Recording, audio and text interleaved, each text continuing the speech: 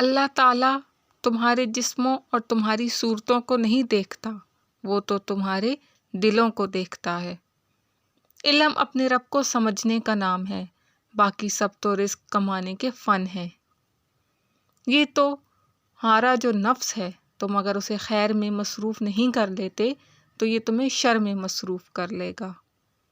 سکون قلب کی تلاش کا آخری مقام ذکر الہی ہے۔ اس باپ کے سامنے اکڑ کر مت چلو جس کی انگلی پکڑ کر تم نے چلنا سیکھا ہے۔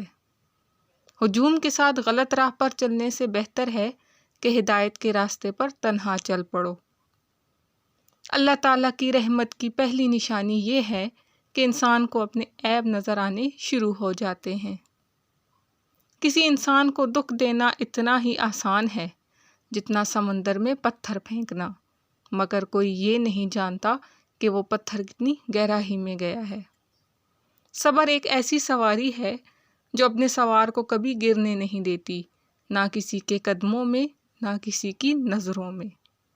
اچھے لوگوں کا تمہاری زندگی میں آنا تمہاری قسمت ہوتی ہے اور انہیں سنبھال کر رکھنا تمہارا ہنر۔